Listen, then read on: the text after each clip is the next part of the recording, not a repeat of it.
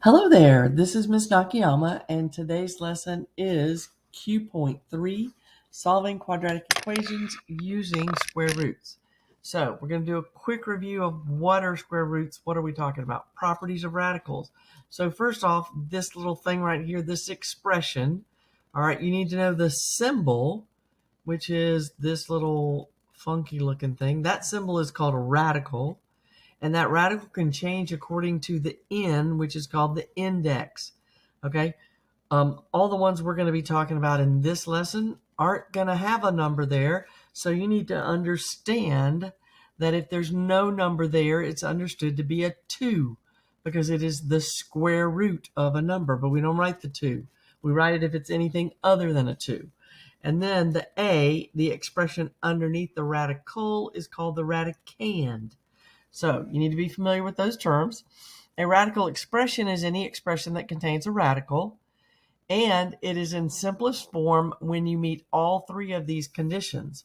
Okay, so first off, you cannot have any factors that are perfect, in this case, perfect squares.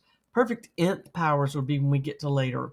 Okay, but you can't have any perfect squares other than the number 1. You cannot have any fractions under the radical, and you cannot have any radicals in the denominator of a fraction. So you'll see that we're going to be talking about simplifying, and we got to make sure we've met all of those requirements. So this first one about perfect nth powers, I felt it important to review your perfect squares because these are the numbers that you need to be familiar with. So I'm going to go through these really quick. If you don't know them, write them down.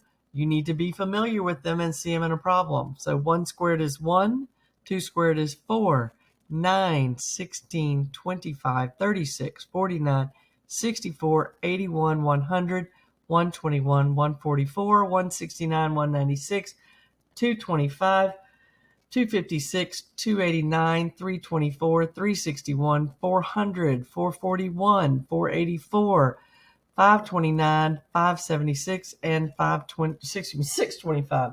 I was going up to 26 and 676, but we'll stop there. You need to be familiar with those numbers. Okay, the concepts. First off, the property, the product property. Square root of a product equals the product of the square roots. You're familiar with. The square root of 9 times 5 is the square root of 9 times the square root of 5. And the square root of 9 is 3. So we have 3 square roots of 5. Algebraically, we write that as the square root of a times b is the square root of a times the square root of b, where a and b are both greater than 0. Okay, so we're not talking about negatives underneath our radical right now. All right. Then we have our quotient property. Again, if I have square root of 3 over 4, square root of 3/4, you need to know that you can go back and forth with that expression being the same as the square root of 3 over the square root of 4. Okay, and that's the square root of 3 over 2 because the square root of 4 is equal to 2. Okay, algebraically, square root of a over b is equal to the square root of a over the square root of b, where a and b, again, cannot be 0. B can't be equal to 0. A can.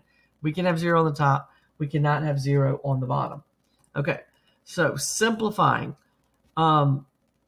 I realize y'all have calculators. Some of y'all have calculators that do this, but this is an important concept because you're going to have to simplify square roots where they're not numbers underneath and they're variables. And if you do not understand this concept, you're going to struggle. So do your best to understand it and check it with your calculator. So I'm looking for the factors of 108, and I really, back on this list up here, what's the highest one of these that goes into 108? Well, 108, it divides up into 3 times 36, and 36 is a perfect square. The square root of 36 is 6. So 6 square roots of 3 is my final answer. If it's a perfect square, then it comes out. There are no factors under my radicals that are perfect squares. 128, well, first thing I'm going to divide that is divide by 2. When you divide by 2, the other number is 64, which is a perfect square. Square root of 64 is 8. So I'm going to have 8 square roots of 2. All right, that's our product property, and breaking it down, we are talking about square roots, so I'm looking for something that has two factors, two of the same factors. This is 6 times 6. This is 8 times 8. However you wish to think about it. If you have any trouble with that, please come see me. Okay? Example 2, using the quotient property as a property of square roots. Now, when you're doing this, it is always easiest to simplify first. So when I have 4 over 52, well, yeah, 4 is a perfect square, but does 4 go into 52? And 4 does go into 52. So that is the square root, same thing as the square root of 1 over 13. Now I have a fraction in here. I can't simplify it, but y'all, if you don't simplify in the beginning, you're going to have to simplify at the end. And if you simplify at the beginning, it keeps everything smaller and easier. And now, to simplify this, I multiply. I can just extend my radical, and I can multiply this by 13 over 13. And when I do, I have 2 13s on the bottom. Well, square root of 13 times square root of 13 is 13, and I have 1 times 13 on the top.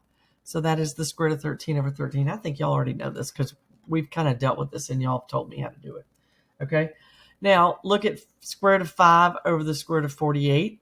48, I'm going to simplify that. That becomes 3 times 16, and 16 is a perfect square. So that means this is the square root of 5 over 4 square roots of 3. So the only thing I need to get the radical out of the denominator is the square root of 3. If you didn't simplify first, you'd be multiplying by the square root of 48 over 48, and then you'd have to break up this really big number, so forth and so on. So I'm going to multiply by square root of 3 over the square root of 3. And on the top, I get the square root of 15. On the bottom, I get 4 times 3. Okay?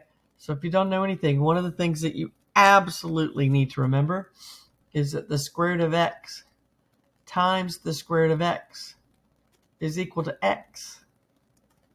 That's what this says right here. Square root of 3 times square root of 3 is 3, and 4 times 3 is 12. Okay? Super important. Okay. Let's talk about solving equations. Again, we are using square roots, y'all. Okay? So in a very simple fashion, okay? If I gave you the problem of x squared minus 10 equals 0, you would add 10 to both sides, and then you would take the square root of both sides. And so x equals plus or minus the square root of 10. Always got to remember that plus or minus when you have an equation. So if you look at A over here, solve 5 times the quantity of x minus 6 squared minus 29 equal to negative 19. Then the first thing I'm going to do is get rid of the 29. I got to move it to the other side. And how do I do that? I add, y'all know this. So 5 times the quantity of x minus 6 squared equals 10. Now I've got to get rid of that 5 because before we take the square root of anything, we got to make sure that squared part is by itself.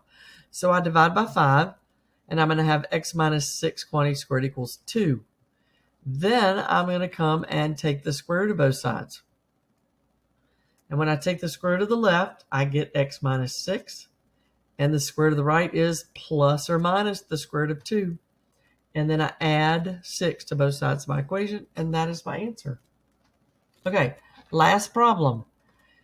Solve 9 times the quantity of 2x plus 8 quantity squared plus 41 equals 42. Okay, so I know y'all know the first thing that we got to do is move that 41 to the other side because I got to isolate my square part. So that's going to be 9 times the quantity of 2x plus 8 squared equals 1. Then I have to divide by 9. So I'm going to get 2x plus 8 quantity squared is equal to 1/9. Now I have the squared by itself, so I can take the square root of both sides. And 2x plus 8 equals plus or minus 1/3.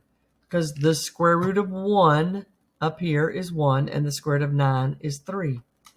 And then I'm going to subtract 8.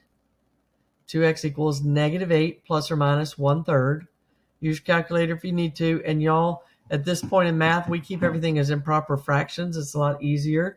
So 2x is equal to negative 23 thirds, or negative 25 thirds, and then I divide by 2. So my answer is x equals negative 23 over 6, or negative 25 over 6. So that was your brief refresher of solving quadratic equations, or actually we're just talking about solving quadratics with using the square root property. So thank you all so much for watching. If you have any questions, please don't hesitate to email me or come see me. Thank you so much for watching, and y'all have a great day.